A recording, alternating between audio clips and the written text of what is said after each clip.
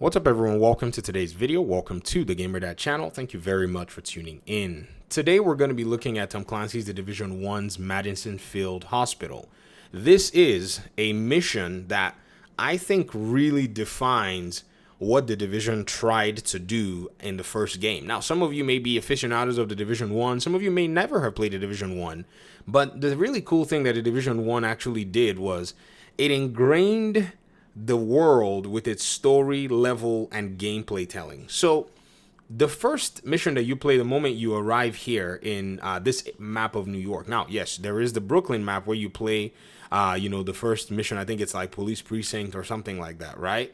But when you reach here, this is basically the first mission that you do.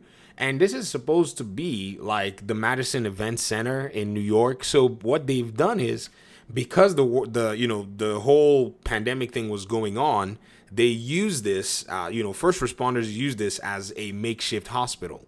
So already you know that you're going to be in this location, and now this entire entertainment center where events and concerts and stuff are being held is now some makeshift hospital. And not only is it a makeshift hospital, some gangs have now come and taken it over and run out the first responders. Actually, they've actually captured and are holding hostage, I think, or trying to create some kind of a siege on this place. So that's pretty much this mission. Again, from the gameplay side, the mission is a medical wing mission. Now, some of you may or may not know what I'm talking about, but the Division had like these wings in your base of operations.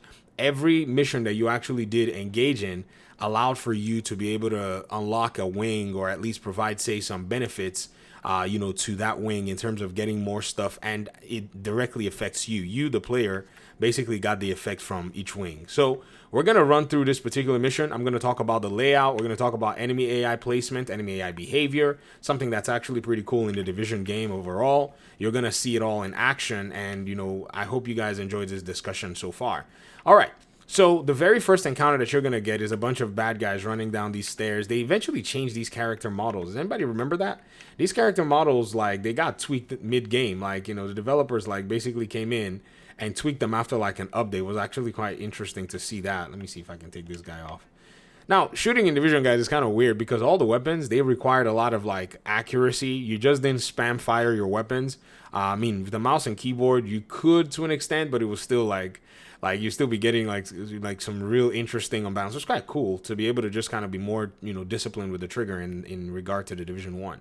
This mission is really cool. You start out here where there's this like little area with, these little, stations. If you can tell, this looks like a medical station. You see the gloves, you see the syringe, you see like some of these bottles, and you see some pills. It's telling you that this is like a first response center. Like, maybe you come here, there are probably maybe nurses here, or medical personnel or whatever, and they already have like some stuff like IV bags. So these props are actually pretty cool, and it's indicating to you, oh, this is exactly what this has turned into. This is like some, you could already tell that these are like, oh look, are they interactive? No, they're not. You can already tell that these are like storage cases to be able to kind of like carry these, and then you see these little makeshift emergency beds where people can actually get help from. And then one of them is turned over, and you basically can use it as a cover. It's all placed very well, and Division's cover to cover system, like the game Vanquish, this is actually, in my opinion, quite cool too. Vanquish has like a really flashy one. The Division has like a much more, because your character is basically like a human, and you can run from it, and you can do that.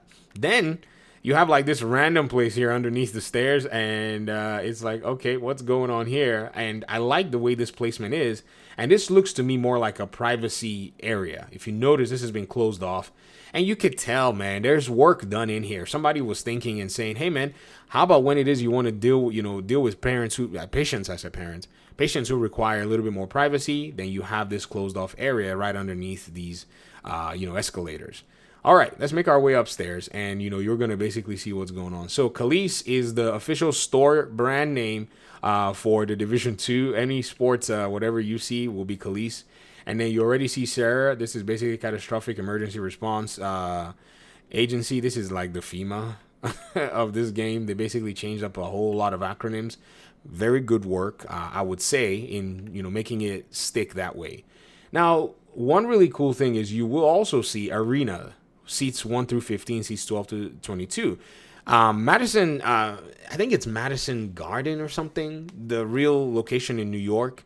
I've actually been like in the entrance, and I took like a picture when I went to New York. The only time I've been to New York, I haven't really been inside. So all of this is just interpretation of what the developers probably thought, or maybe they kind of made, tried to match what it is that you could see when you get in there. So this is like a server. This is definitely a set of blades, servers, I guess, and you can see them all over this room, and you can tell that this is already a control room of some kind. There's personnel, communications devices, a printer, all this stuff. You could tell this is an office, and then boom, you see all of this, stuff here in the footage. And it's interesting, ladies and gentlemen, because what this does is it actually shows you where most of your encounters are going to be. This is cool, guys. Like if you've never paid attention to this, I'd say it's one of the most slept on aspects of Tom Clancy's The Division is how the world in the missions are telling you a story. So now you need to patch fade into the security system, and the security system is quite convincing because it's showing you the food court here, it's showing you, one of the arenas here, and you're going to see, many of you have played the game, that these are areas that we're basically going to make our way into and have encounters. So phase patched into the system. I love the way the mission design is. It's very directed because, again, many of you know the Division mission system is designed for repeatability, replayability, and just being able to just come in and do the exact same things over and over again. There's a, JTF officer that's basically been smoked on the ground, kind of telling you that somebody came in here and ran, basically kind of a crazy mad, parade on these, response officers and response staff. So your job now is to go in there and ensure that this is taken over. So basically you need to rescue Dr. Kendall. So it's a rescue operation. And here is one of the places that we saw on the camera, a really interesting encounter area. If you take a very, close look at it, you will realize that, this is one of those, I'm on the ground. They have the high ground. So dark area in front of me, light area right where I am. The developers are telling you hide, take cover. They might see you. You're standing in the light.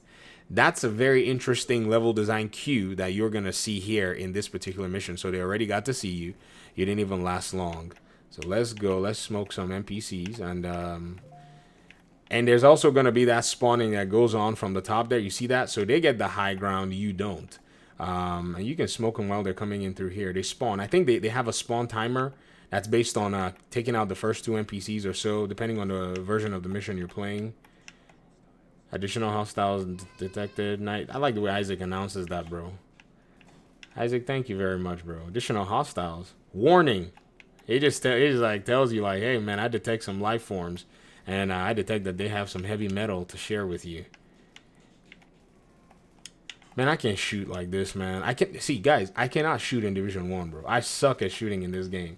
I just like this game requires a lot of skill, bro. Like you can't just come out here. I'm not saying Division 2 does not, but man, it just required a lot more. All right, let's see what we taking out. Let's take these. Are you not gonna bleed?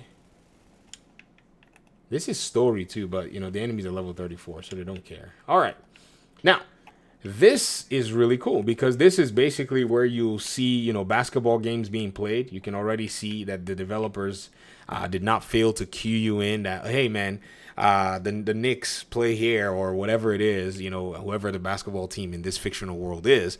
But you know what I'm talking about. And you can already see, let me see there, the Chariots. Ooh, Chariots, New York, I see. And then now you also see the same thing, medical supplies and all kinds of stuff scattered everywhere, pills and such, basically littered. Properly done to kind of clue you into the chaos that's ensued in this particular area here. What is this? This is like a little centrifuge type deal.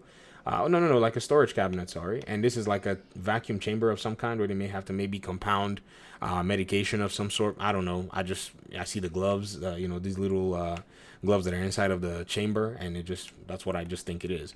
But these props, man, they don't sell this stuff in most marketplaces. Maybe they do. For those of you who are marketplace designers, like when I say marketplace designers, I'm talking about people who develop, these props and sell to, teams and companies.